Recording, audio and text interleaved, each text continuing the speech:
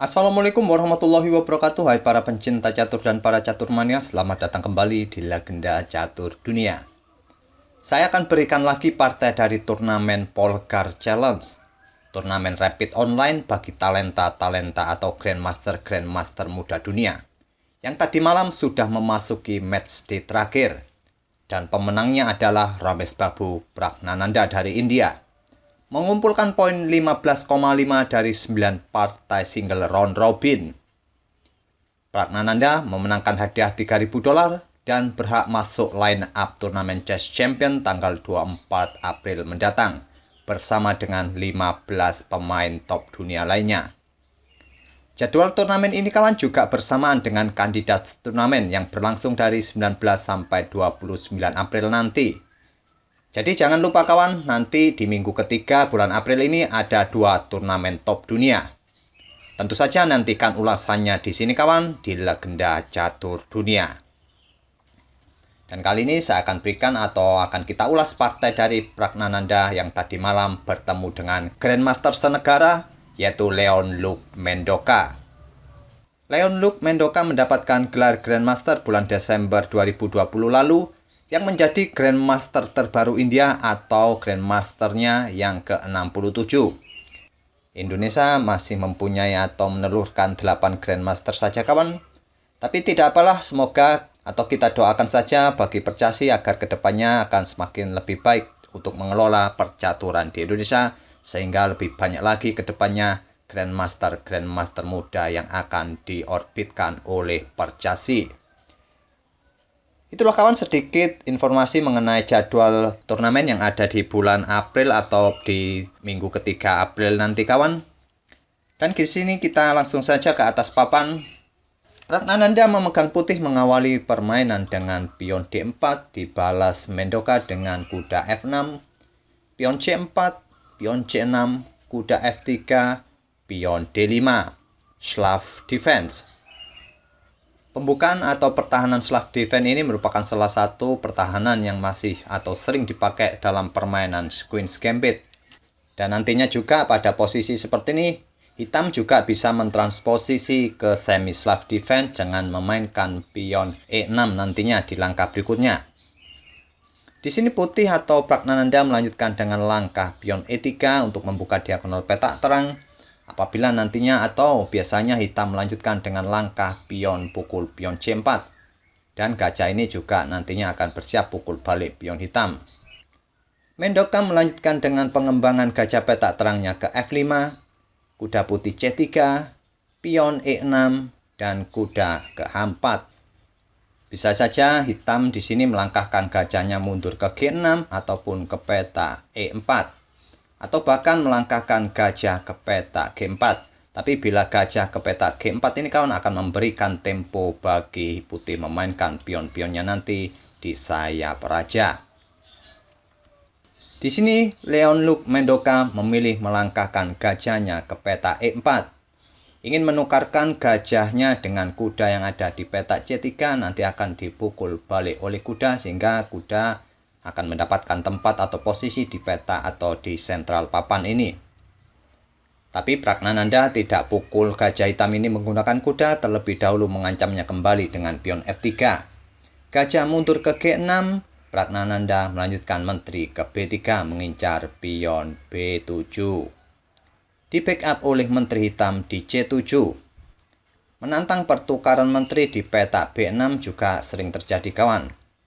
Tapi Mendoka lebih memilih membackupnya dengan menteri di C7 dan sekarang Pragnananda melanjutkan pion C pukul pion D5. Dipukul balik dengan kuda. Memukul balik dengan pion C jauh lebih solid kawan untuk menjaga keseimbangan dan tetap mendapatkan kontrol pada peta C4 serta peta E4. Tapi Leon-Luc Mendoka lebih memilih memukulnya dengan kuda. Mungkin terlihat di sini maksud hitam ingin mempunyai pion mayoritas di sayap menteri dengan 3 pionnya melawan 2 pion putih di sayap menteri ini. Pragnananda melanjutkan dengan langkah pion G3, gajah hitam E7, kuda pukul gajah dipukul balik dengan pion H, sekarang raja bergerak ke F2. Pragnananda sudah tidak ada rencana lagi untuk melakukan rokade. Di sini hitam membalas dengan langkah pengembangan kuda ke D7 dan pion E4 menyerang kuda. Kuda lompat ke F6 dan raja bergerak ke G2. Pergerakan raja bergerak ke samping papan ini kawan, sama saja nanti strukturnya sama seperti melakukan rokade pendek. Hitam melakukan rokade pendek di langkah ke-14 dan Pragnananda melanjutkan gajah ke E2, mempersiapkan jalan bagi betengnya untuk keluar dalam permainan. Pion C5 lanjut Mendoka menantang pion pusat putih, tapi tantangan tidak diterima. Bila tantangan diterima oleh putih, pion pukul pion nanti akan memberikan kesempatan kuda lompat atau pukul balik pion ini di petak C5 sekaligus mengancam menteri. Pragnananda hanya melangkahkan atau mengembangkan gajah ke peta F4 menyerang menteri. Dan pada posisi seperti ini bisa saja hitam memblokadenya dengan pion E5, tapi Mendoka lebih memilih melangkahkan menterinya ke A5 menghindari serangan dari gajah, dan Pragnananda membalas dengan mendorong pion D5 menantang pion hitam. Langkah pion pukul pion bisa jadi pilihan terbaik bagi hitam pada posisi seperti ini kawan, tapi hitam lebih memilih mendorong pionnya mengancam gajah ke G5. Dan Mendoka melangkahkan menterinya kembali ke C7. Putih melangkahkan atau menggeser beteng ke C1, pion A6 untuk mengontrol peta B5, dan sekarang pion A4 balas Pragnananda mencegah hitam memainkan pion B5-nya. Dan hitam melanjutkan dengan langkah gajah ke D6. Menghindari pimpinan dari gajah putih ini kawan, selanjutnya kuda di peta F6 ini bisa bergerak. Kuda putih lompat ke B1, beteng A digeser ke B8 mempersiapkan pionnya untuk didorong maju ke B5, kuda lompat ke A3 untuk memberikan kontrol atau backup di peta B5 ini. Beteng F digeser ke C8, beteng naik ke C2, dan kuda sekarang lompat ke E8. Pion H4 balas Pragnananda. Kuda lompat ke F6, beteng digeser ke C1 menumpuk beteng untuk persiapan pertarungan di lajur C ini kawan. Gajah hitam bergeser ke E7. Membuka ruang bagi kuda yang ada di peta E8 ini lompat ke peta D6 untuk mendukung pionnya mungkin akan didorong maju ke depan. Pion A5 balas Pragnananda. Mengorbankan pion kawan untuk mendapatkan tempo kuda menusuk ke dalam area pertahanan hitam. Pengorbanan diterima. Bila pada posisi ini kawan, putih langsung melangkahkan kuda ke C4 untuk bermaksud ke peta B6. Hitam pasti akan menjawab dengan langkah pion B5 dan putih atau kuda putih sudah tidak mempunyai kesempatan lagi untuk menusuk ke dalam pertahanan hitam ini. Oleh karena itu, Pragnananda terlebih dahulu mengorbankan pion A5. Dan tentu bila pengorbanan pion putih ini tidak diterima oleh menteri hitam, kuda akan lompat ke peta C4 untuk memberikan backup bagi pionnya. Oleh karena itu, Mendoka menerima pengorbanan pion, menteri pukul pion, dan barulah sekarang kuda ke C4 mengancam menteri. Menteri mundur kembali ke C7, sekarang kuda ke B6 mengancam beteng. Beteng bergeser ke D8, Pragnananda melanjutkan dengan gajah mundur ke E3, memberikan tekanan lebih pada pion C5 karena penjaga pion ini sudah berkurang satu kawan karena beteng tadi diserang oleh kuda dan bergeser ke peta D8. Pion ini sudah menjadi pion lemah dan hitam di posisi ini merespon dengan langkah kuda ke D7, kembali membackup pion yang ada di peta C5 ini. Dan menantang pertukaran kuda kawan, tantangan diterima, kuda pukul kuda, dipukul balik oleh menteri, sekarang menteri putih ke B6. Langkah gajah pukul pion ini juga bisa jadi pilihan bagi putih, tapi Pragnananda lebih memilih langkah menterinya ke B6. Beteng digeser ke C8, gajah mundur ke F1, dan gajah hitam ke D8, mengancam menteri. Menteri mundur kembali ke B3, sekarang gajah kembali ke E7 untuk memperkuat posisi pionnya.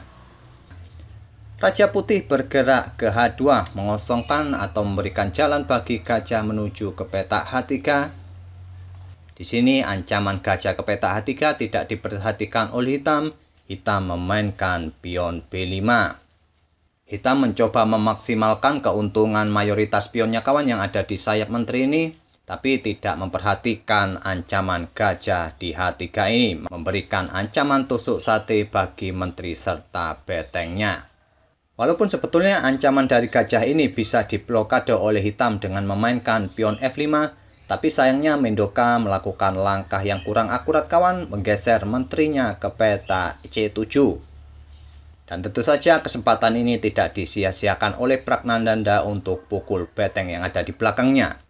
Dipukul balik oleh beteng dan pion hitam C5 ini menjadi pion lemah kawan. Agar nantinya tidak didorong kembali ke peta C4, Pragnananda langsung pukul pion dengan gajah. Dipukul balik oleh gajah hitam, dipukul balik oleh beteng putih. Dan tentu saja bila menteri ini pindah, hitam akan kembali kehilangan betengnya. Jadi Mendoka memutuskan bertukar menterinya dengan 2 beteng putih.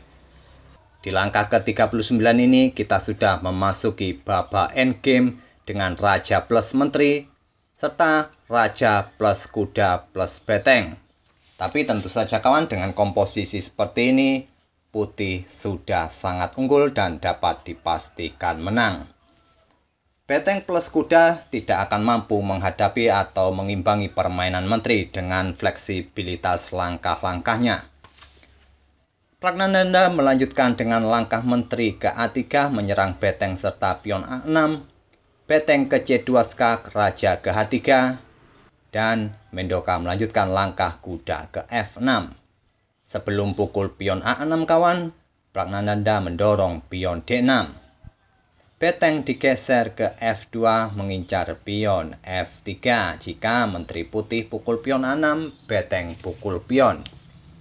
Menteri putih ke C8 skak, raja ke H7, pion D6 ingin segera promosi menteri, dipukul oleh kuda, dipukul balik oleh menteri. Sekarang pion B4. Menteri ke E7 mengincar pion E5 serta pion B4, pion didorong maju ke B3, menteri pukul pion E5. Sebetulnya sudah tidak ada harapan lagi kawan bagi hitam bermain dengan komposisi seperti ini, tapi di akhir-akhir permainan ini, keduanya juga memasuki detik-detik terakhir dalam time controlnya. Hitam tetap melanjutkan langkah beteng ke D3, menteri ke B5 mengancam beteng, beteng kembali ke E3 dan menteri ke C4 mengincar pion F7, pion didorong maju ke F6, raja putih bergerak ke G2. Di langkah ke-51 ini kawan, Mendoka menyisakan waktu hanya 7 detik dan berpikir selama 4 detik kemudian memutuskan untuk menyerah di langkah ke-51 ini. Mendoka tidak meneruskan langkahnya karena secara time controlnya juga sudah terjepit, apalagi posisi serta komposisi perwira sudah tidak memungkinkan lagi bagi Mendoka untuk berharap remis, apalagi berharap menang. Itulah kawan permainan Ramesh Babu Pragnananda melawan kompatriotnya Leonluc Mendoka.